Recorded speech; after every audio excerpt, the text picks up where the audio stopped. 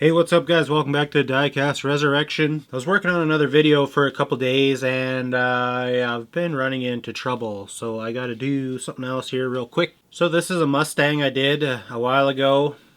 A couple things I don't like about it, so I want to redo it today.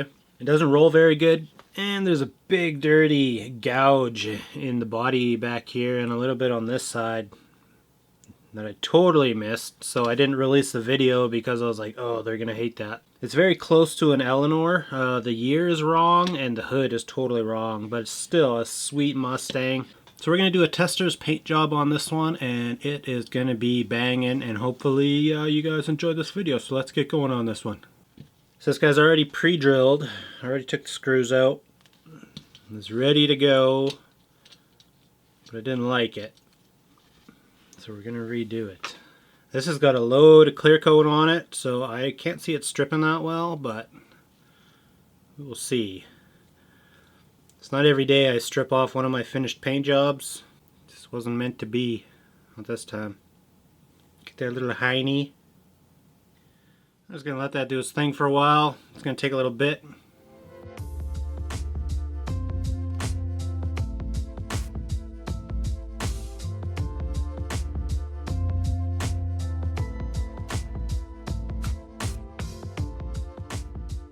That's what it looks like when you strip a car with primer on it. Just an extra layer of junk you got to deal with. Yeah, that's a lot of stuff on there. It's like a baby poop Mustang. Alright, I'm going to give this a buzz with the brass wire wheelie just to try to get rid of the rest of this paint.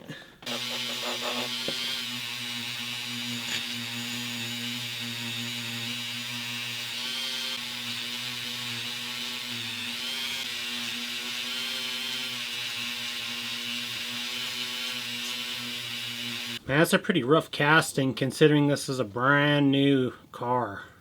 Pretty rough indeed. It looked good with a layer of paint on it, but we definitely have this big gouge. That's not supposed to be there.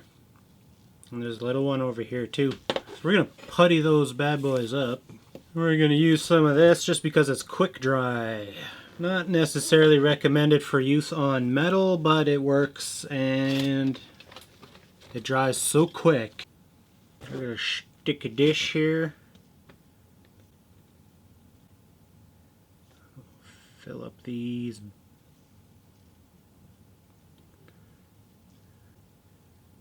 Fill up all these dents. Because even though this car was absolutely painted and clear coated to the max, you could still see all this pitting.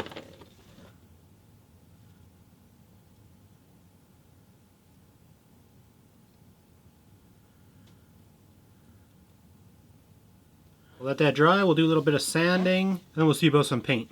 Got a little bit of 1500 grit here.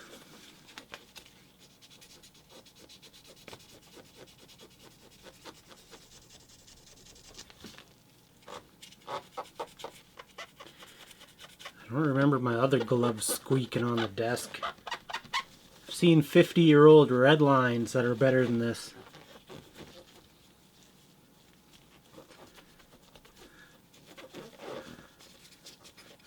And those things have been in all kinds of orifices.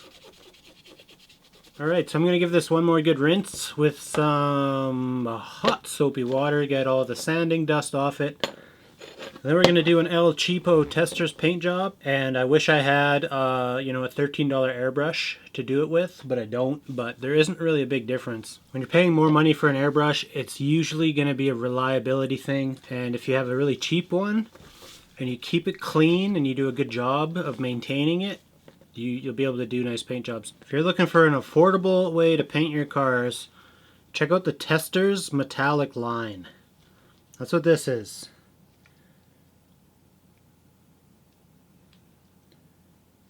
Just throw some of that in there and you can see it's thick as molasses. But their metallic line is really cool. It's really flaky.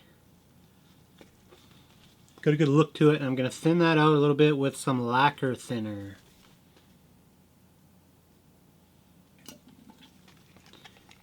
One of these sticks.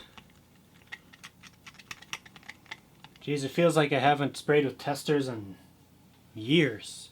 I still don't trust it though, so I'm going to use one of my little filters, my strainer. And we're not even priming the car. It's not a luxury for everybody. Hot Wheels doesn't prime their cars, so why should we?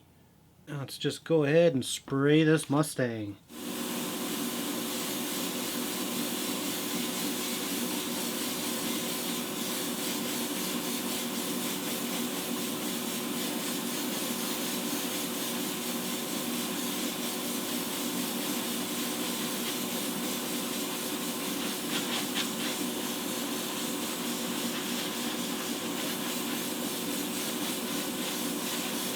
Gonna let this first coat dry up a little bit before we start going again.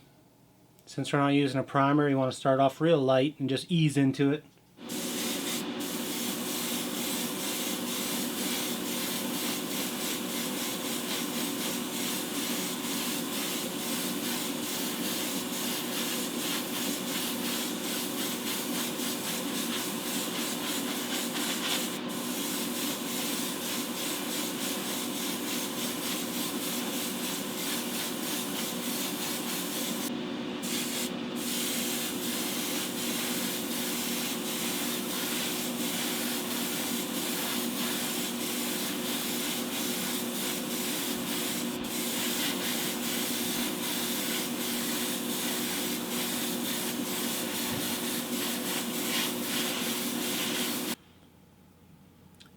Alright, so here's our Mustang. Yes, it's still wet, but it is going to maintain this gloss we have.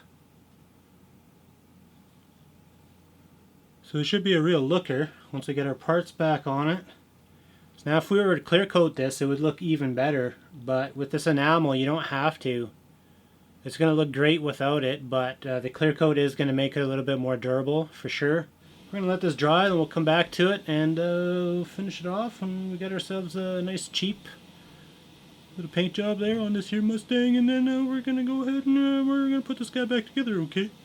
So there's our body, and I did not clear coat this. This is straight testers out of the gun, thinned out just a little bit. I mean, that's good enough to sit on the shelf, for sure, for sure. I'd like to do some details on there, and I bought some of these. These look so cool. They're on Amazon, and I've always loved this logo so much that I had to buy some.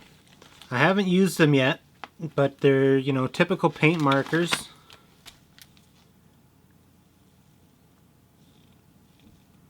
Not very sharp tips on these ones. This little marker is cool. I think it's like a gunmetal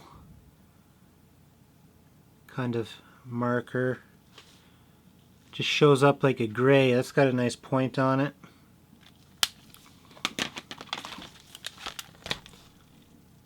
Red might be my new taillight marker.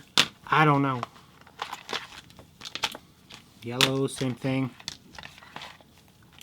Got a white. I wish I knew what all this said. Then we got this one. Kind of looks like another gunmetal. So we're going to try it out. Test these out, see how they work.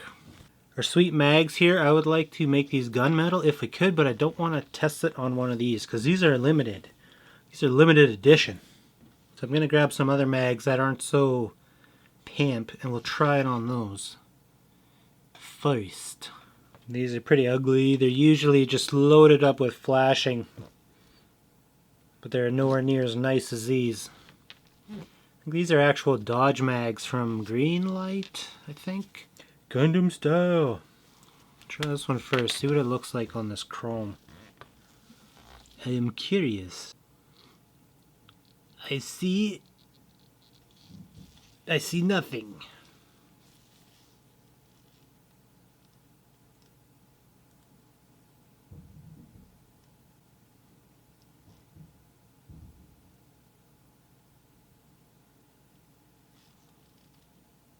I still see nothing. It's like, it's so light. It's almost like a wash. It's like a light gray, but it's just not.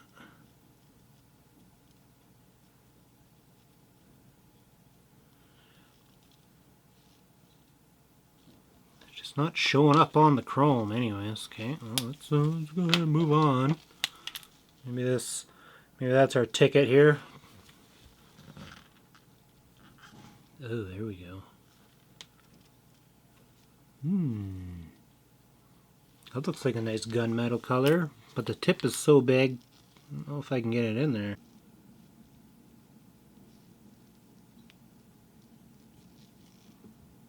Yeah, that's kind of a nice gunmetal color. If I was making markers like this, I'd make it so that there's a skinny tip on one side and a fat tip on the other, and you can pull it out and flip it. But I'm not making markers.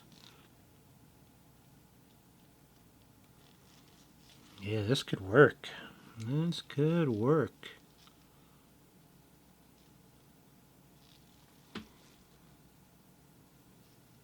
I don't know, they seem alright. They don't seem amazing, but there's nothing wrong with them.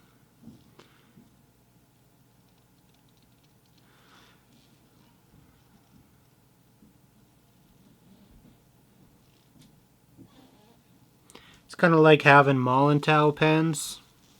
I don't remember them that... I don't think they were that expensive.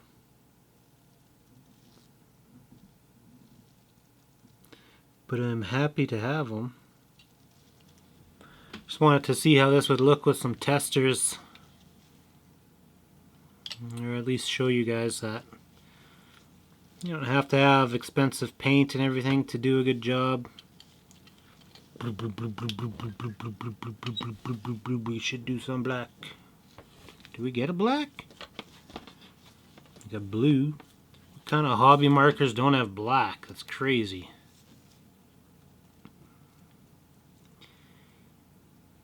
Gotta have the black. Oh yeah, man, that's a nice looking car.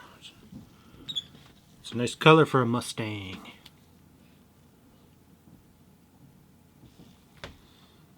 I like that a little bit more.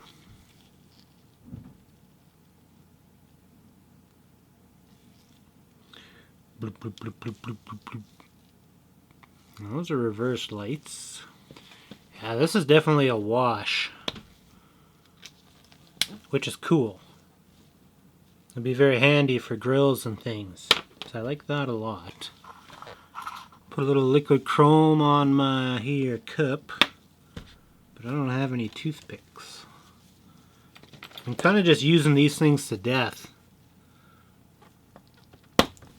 After I wear out the little tip putting on decals, I save them, or if I dab some glue or whatever I'm using, I just save them because they're kind of handy. They're like plastic toothpicks. You can just use them as little applicators.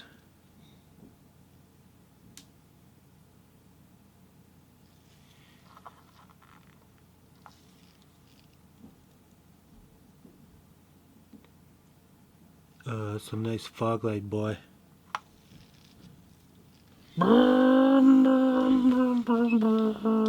Sweet. I'm feeling that. I think it looks pretty good. Mainly just wanted to try out those paint pans and show you that you can do a really decent paint job with crappy paint. It's usually more in technique than has to do with spending a bunch of money on equipment.